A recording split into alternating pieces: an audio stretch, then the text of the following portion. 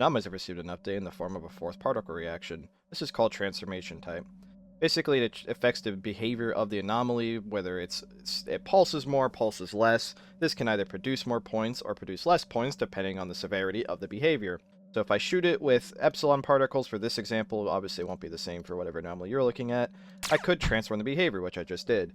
Frequency of pulsations is greatly reduced, but their power is increased. So this anomaly is actually not producing extra points, 15% more in total, because it is slightly more dangerous. If you keep shooting with transformation particles, you have to be careful because it actually does increase the severity, and the behavior changing is somewhat random. It could change per shot or like take a few extra shots. Protective coating was detected.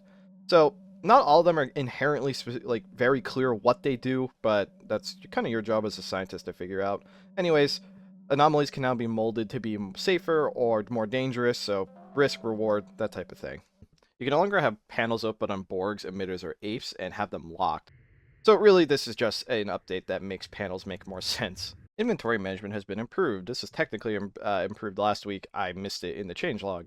If you middle mouse something in your inventory and drop it, when you pick it back up, it will automatically try to put it back in that slot. So basically you can favorite slots in your inventory for better inventory management. And again, that is middle mouse. It works on every object. So if I want to put the survival box back, I could do so. You can also still manually place it wherever you want, but it will even remember it where its favorite slot is in your inventory. So if I want my quick favorite to automatically put the survival box in the bottom right corner, you could do that.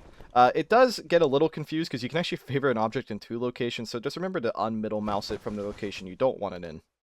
RCDs have received a massive update. The charge system in general is different because you can now build a lot of different things, and the objects you build use different charges. The very notable thing, though, is when you pick up an RCD, when you press Z with the swap mode, you now get a radial menu of things you can select. You can select from lighting, electrical, so you can even place things like cables, airlocks, windows, floors, you name it. There is basically nothing you can't fix with an RCD and enough materials for it. RCD ammo has also been renamed to compressed matter, which doesn't really change it. It just has a different name now. So if you're looking for it, it's called compressed matter. So also, if I want to build something, say like if I just want to build something simple like a light, I could just place it, and smaller objects will get finished quicker. So like a light will be finished much faster than if I build something like a reinforced window. And we can see, even though I built 2 things, we used 24 charges. As far as I'm aware, there's no way of actually knowing how much charge something uses. You just kind of have to know.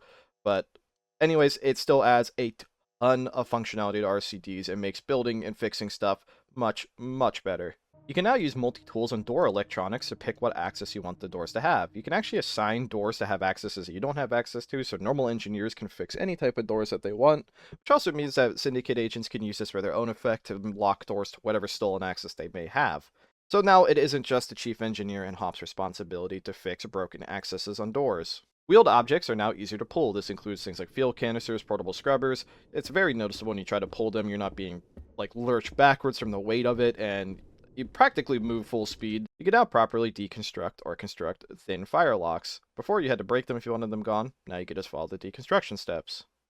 Radio jammers now will properly affect suit sensors, meaning that if you're a syndicate agent, or I guess a nuki, but probably more useful for syndicate agents in general, you can now jam people's suit sensors. So this was also a change from last week that I missed. Things that announce their location will actually now announce their relative location. So for example, if the nuke is armed near the vault, it will say engage near the vault. Before, it would just give you a coordinate, which was useless to anyone who didn't have a GPS, which was 90% of the station. So this helps people navigate much easier. Glasses are now round start and not a technology. So this combines Sec HUD and sunglasses together in one, so you can see everyone's job icons, wanted statuses, and you are immune to flashes. Now you don't have to juggle your eye protection constantly as a security officer. Last thing I'll cover is Diona now Bleed Sap. And sap is not slippery, so Diona no longer will slip on their own water. So that also changes what Diona bleed in general. Sap can also be turned into syrup if you heat it, but that's definitely a different effect. But Diona players can now actually keep moving full speed even while bleeding and not have to worry about slipping. I want you to thank all of our maintainers and contributors for all their hard work to the game and keeping it up to date. Thank you for watching.